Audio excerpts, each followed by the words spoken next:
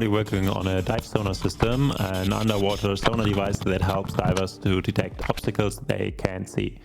Here in our waters, visibility is often less than 3 meters due to murkiness, but sound travels much further than light. So with this sonar we can see up to 20 meters, even through algae, sediment or other particles that obscure vision. Sound passes right through, letting us detect what our eyes can't see.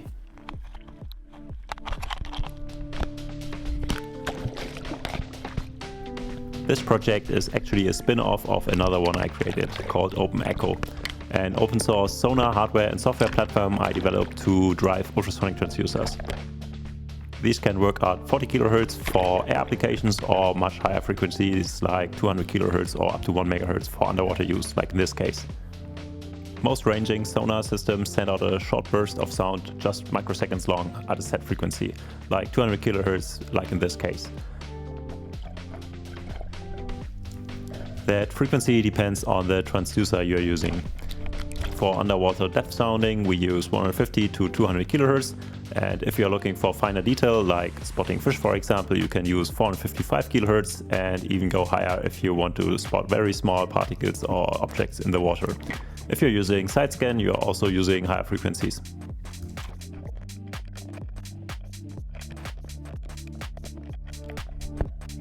The sonar's beam angle also affects what you can see. In my setup I use a transducer with a narrow flashlight-like beam with about 10 to 15 degrees opening angle. You can also get a fan-shaped beam from a side-scan transducer, for example, that has an opening angle of 90 degrees in one direction and 1 to 2 degrees in the other direction, but those transducers are a little more expensive. And I opted to use this €25 transducer from Alibaba, and it works great for this use case.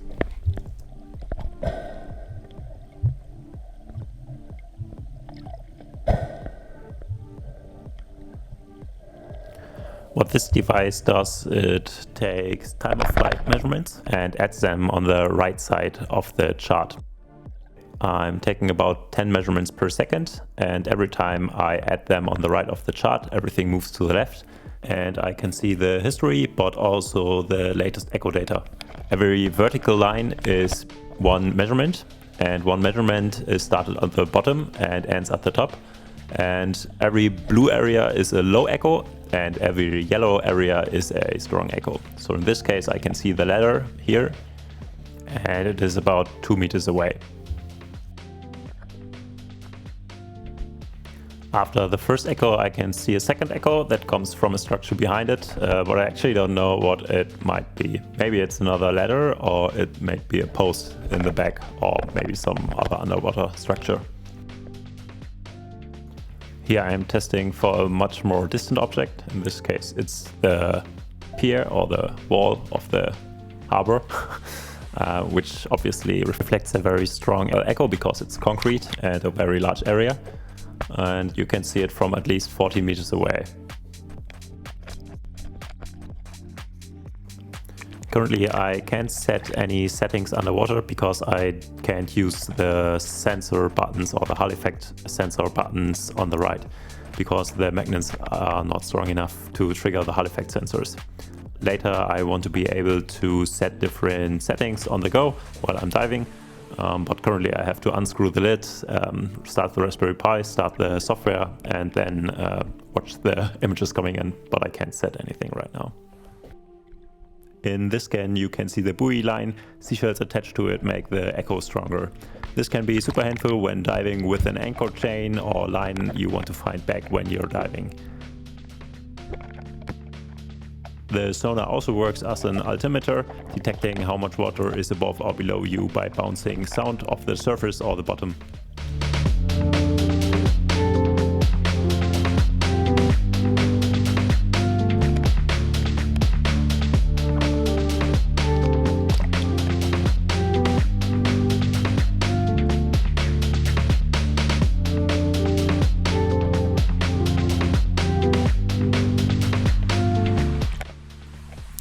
To find an underwater object, you can move the device or rotate the device to see if an echo appears or disappears. And in this example, I'm trying to find the ladder that is about 3.5 meters away and is coming closer to me. And as you can see, you can barely see it with your eyes, but you can clearly see it on the echo screen.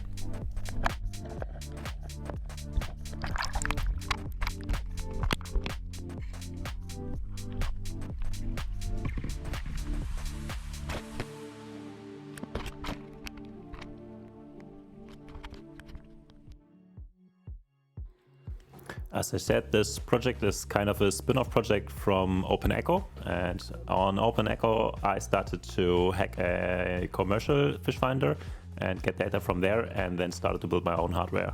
I first started by building an Arduino shield that can read a TUSS4470 ultrasonics driver chip, and later built another hardware with an STM32F103 microcontroller with much higher sampling speeds and much more resolution. And this is also the same device I put, or the same electronics I put in the dive sonar.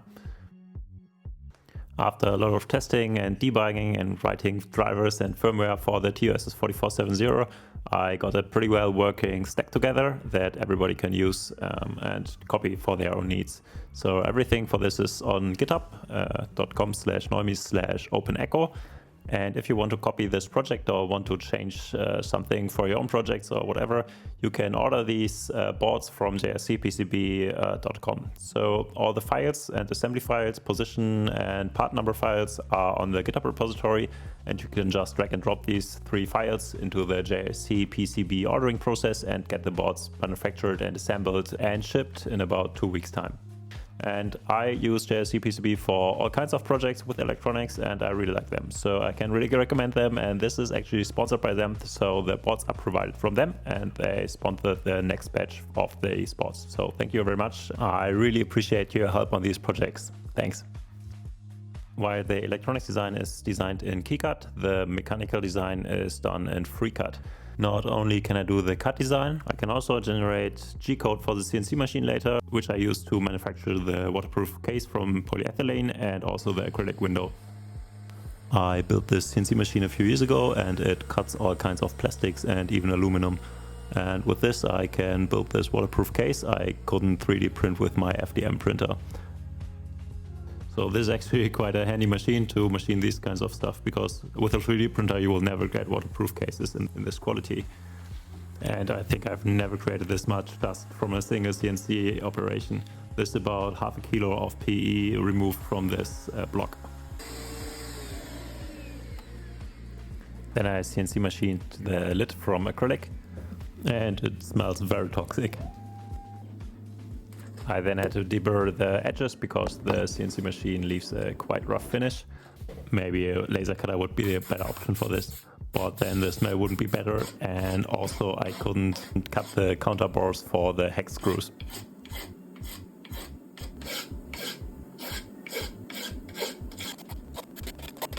But in the end everything came together quite nicely, and I used a 5mm O-ring I accidentally ordered too long, so I had to cut it and glue it together to a new length using CA glue. And it sealed off quite well. And I also added brass inserts to protect the plastic threads from the stainless steel screws. To hold together all the internals, I printed this frame to screw in the display and the Raspberry Pi and the electronics for the ultrasonic stuff. And on the outside I printed this holder to hold the ultrasonic transducer. To get the transducer cable to the inside I used the PG7 flange. Unfortunately PG7 stands for Panzergewinde 7, which is a translation for you won't get a thread cutter for this. So I had to use a similarly looking brass thread to cut the thread and then put it in using Sika and some force. In theory the PG7 is rated to 5 bars, which would be equal to about 50 meters, but I highly doubt that I will ever reach this, and I also highly doubt that the AliExpress numbers are trustworthy.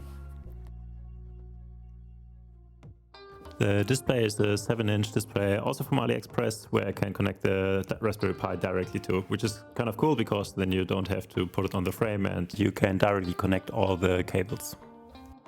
So the only thing that is directly connected to the plastic frame is the display and the all-in-one assembly for driving the transducer and sampling the data that is connected via USB to the Raspberry Pi. Also on the board a battery protection circuit with buck boost converter for charging and managing the battery, which is a 2500 something milliamp hour battery, and this holds up to about 1 to 1.5 hours on high display brightness. After everything is assembled, it looks something like this. The Raspberry Pi runs the display software with the little adaptations, so it runs on this vertical screen. And the 200 kHz transducer actually also works in air, but the image is quite different. So it only has a range of about 80 centimeters, maybe 1 meter. And you can't see as many obstacles in the air because there are no obstacles in the air like in water. Also, you don't see as much scatter as in water because the sound attenuates quite a lot in air because the 200 kHz signal doesn't travel as far as, for example, a 40 kHz signal. But 200 kHz is a better frequency for water because it travels far enough, but you can already see smaller details, like about 1 centimeter. So it only travels a few centimeters and then it just disappears. And then it was time for testing.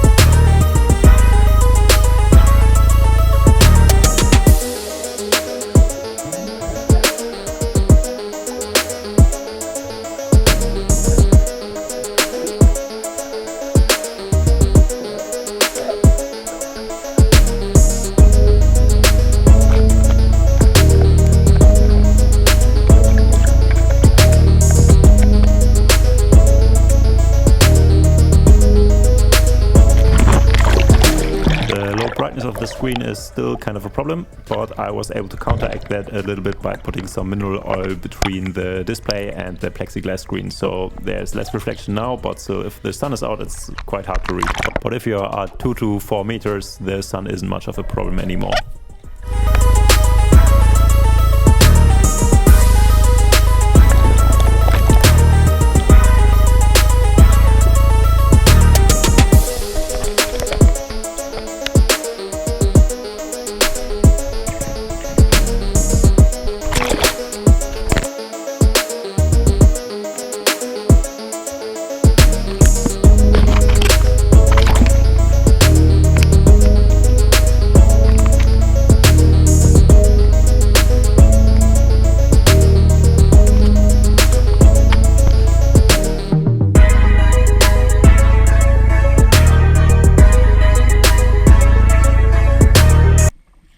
After a successful test dive, the annoying part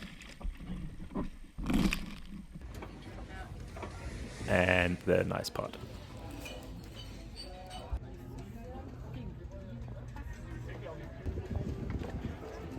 And besides all of this, this project is currently on display on Waterkant exhibition here in Kiel and will be on Waterkant Festival here in Kiel in about 1.5 weeks. And I got a very cool display, which is a 1000 liter IBC container full of water, so people can try and test and play around with the Sonar stuff. And I'm especially excited about the Waterkant Festival because I will be giving a short talk about open source hardware development and also this project in particular. And if you want to stay updated about this project and other projects, make sure to check out the GitHub repository and my GitHub profile, which is github.com/neumi/OpenEcho, and the Discord server, which is currently about 200 people who are talking about projects and also the Sonar stuff, which is very cool, I think, because now we have a small community about Sonar nerds, which I never thought would be possible, but we are. And also, of course, this YouTube channel. Subscribe right now. And thanks. See you soon. Bye.